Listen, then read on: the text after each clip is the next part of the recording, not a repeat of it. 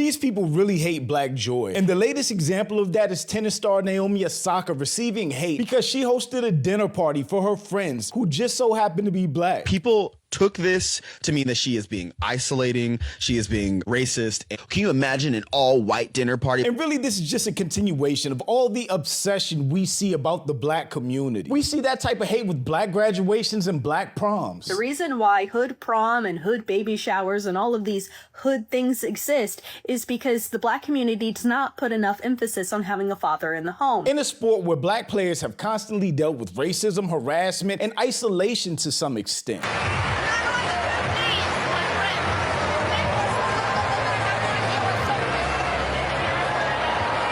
Now these same people are mad that black players have created a safe space for themselves. The reason white people don't see it when an event is all white is because white people see whiteness as a default. So, you know, it probably felt good for them to be around other black tennis players that's going through the same exact things, and they get to just celebrate and let their guard down. Because, you know, black people, when you in white spaces, sometimes you can be very uncomfortable. But I'm Jew. Welcome to the channel. Please like and share the video. Don't forget to sub. Now, let's get into it. Naomi Osaka faces some backlash for a dinner party she's having in Paris. The problem is she only invited black tennis players, and people were not happy with it. I agree. First off, this dinner looked like a good time. A bunch of young, black, successful people at the top of their field, professional championship tennis players, getting together and having a good time. That is community, that's celebration, that's fellowship, that's supporting one another. There is absolutely nothing wrong with that. But of course, anytime that there's anything that black people are celebrating, it's a problem for these folks. Half black, half Japanese tennis player Naomi Osaka held a dinner party exclusively for black tennis players before the French Open. She didn't have to defend the party at all. She's a black woman who has black friends who hosted a dinner party for her friends. If I host a party for my people, it's usually gonna be all black. How many all white tennis parties have there been? How many all white tennis events have there been? I guarantee you they've had dinner parties,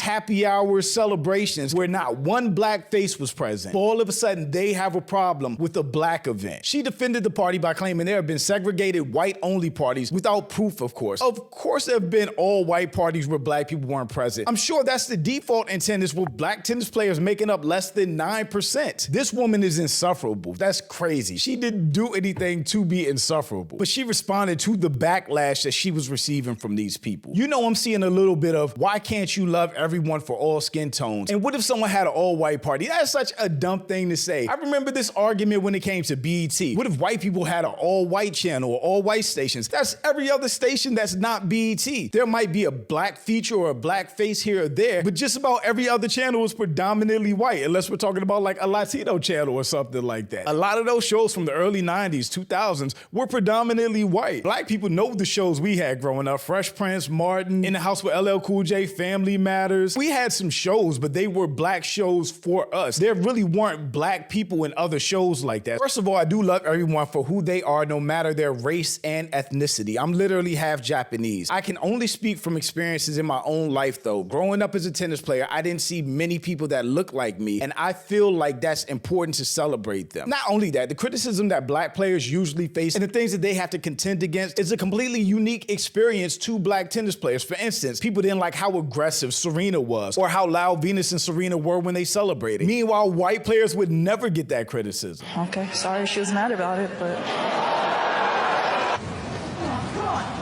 It's okay? You come on 15 points? Yeah, you haven't got full, you have it.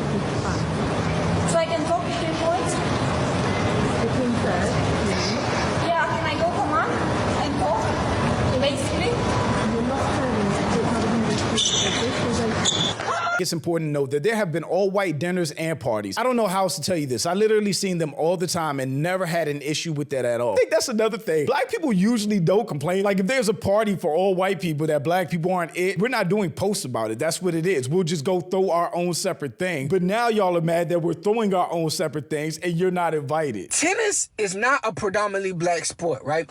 So there are always going to be the minority in these sports. So, you know, it probably felt good for them to be around other black tennis players that's going through the same exact things, and they get to just celebrate and let their guard down. Because, you know, black people, when you in white spaces, sometimes you can be very uncomfortable and you can be suffocated by people that's not like you. You know what I'm saying? And we know a couple of these black tennis players done went through a lot of things. You know what I'm saying? So why the hell are they mad at Naomi Osaka for just creating a safe space for other black tennis players? To the people that ask this question, I want to ask you this question too. What is it about people of color getting together that unsettles you so much? They hate black joy. Black people being happy, successful, doing their own thing, ruffles their feathers, gets under their skin, bothers their sleep at night. They just cannot handle it. They hate black joy because they don't understand it. They hate black joy because they can't police it. Black joy doesn't make sense to them because they are sitting around here miserable and they don't understand how black people are still able to have a good old time. When it comes to black obsession, just like that whole white replacement theory, it definitely seems like a guilty conscience for racists. The obsession is if a bunch of black people get together, what are they thinking about? What are they talking about? What are they doing? Are they thinking about us? Are they plotting against us? Meanwhile, we're just minding our business, celebrating, building, having fun with us. Those clowns aren't really mad about Naomi's dinner. They're paranoid, always imagining we're somewhere plotting against them because that's what they do. Meanwhile, we enjoy ourselves just fine without a single thought given to bigots. They cannot say the same. White people are obsessed with black people. If I see a black pilot, I'm going to be like, boy, I hope he's qualified. Which is why racists exist, because in order to be racist, you need to wake up every day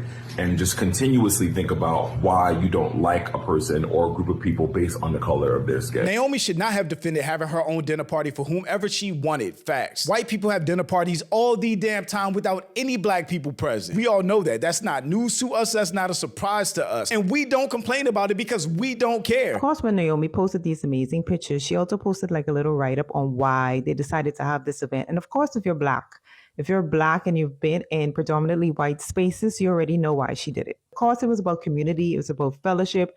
It's about her growing up and not seeing people like her, except for like maybe Serena and Venus when she was coming up. It was just about coming together. And she said in there that like there's a saying that black people say, when you win, I win. And I guess that was the whole reason for this. And it just made my heart so warm. Do you want us to believe that more than 60% of white people who make up professional tennis players had a black or brown person at every dinner party they had? Stop being a beta bitch boy.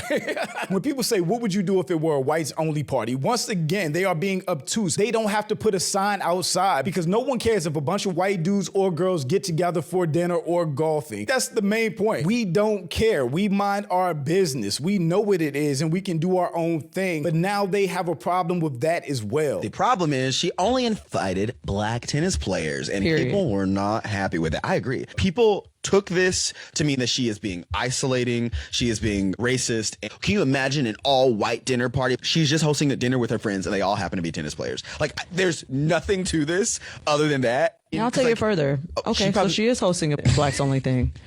Okay, now what? Can't turn around and say she's being isolating. She is the one that's isolated. White people in tennis are not isolated. There are white only events that happen all the time right now. The reason white people don't see it when an event is all white is because white people see whiteness as a default. They see that as normal. So when they see a room full of white people, they do not notice anything. This is why I'm colorblind. I don't see color. I don't see color. You don't see whiteness. You should. You do see color. You don't see white. Yeah. You don't have to imagine it. There are whites only golf clubs and tennis clubs that still exist. Why do you have to imagine it? You sound like a whiny bitch. Got called a bitch a bunch of times. This looks like such a dope event. It's such a weird thing for people to be hating on. Stay away from us. How dare you stay away from us? Right? What do y'all want? You don't want us in your spaces. You don't want to create room for us. But when we create our own space, you still have a problem with it. This is why people have such a problem with religion. In his bio, it says Christ, all capital letters. What is Christ like about him being a bigot, about him being racist, about him hating on another group of people for absolutely no reason and calling a woman that has done nothing wrong publicly insufferable? These people are hypocrites. White privilege really goes to the root of why bigots, racists see the world the way they do. We need to talk about white privilege, what it is, and more importantly, what it is not.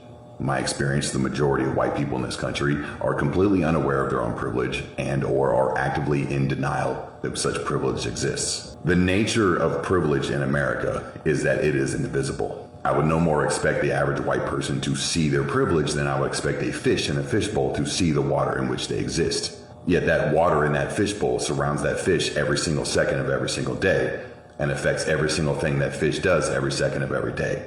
But like I said, it's invisible. One of the most difficult things to do is to explain to a poor white person the nature of white privilege.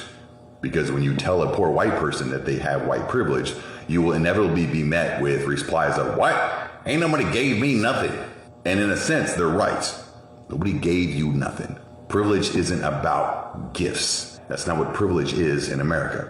America was built on a foundation of systemic and institutionalized white supremacy, which grants the benefit of said white supremacy to every single white and white presenting person in America, invisible as it may be. So nobody gave you nothing, but it isn't about what you were given. It's about what you weren't given. You weren't given restrictions. No, you're fucking insufferable. You're mad because she created space for people who face similar barriers to enjoy each other's company and celebrate what they've accomplished. You don't want black people in your spaces, but you also don't want them to have their own. You're repulsive. That call out was on point. At the end of the day, I think we've all accepted the fact that no matter what we do, no matter what we accomplish, no matter how we operate, these people will find a reason to be mad at us, to criticize us, and to hate on us. Whether we're celebrating proms, graduating, becoming doctors, or celebrating our accomplishments with our friends. It's just black obsession and a real deep-seated hatred toward black joy. But shout out to my channel members. Thank you so much for supporting and thanks for watching. Y'all let me know what you think about all this in the comments. Also, make sure you check out the next video and don't forget to follow me on Instagram for behind the scenes and life stuff. And I'll catch you next time. Peace.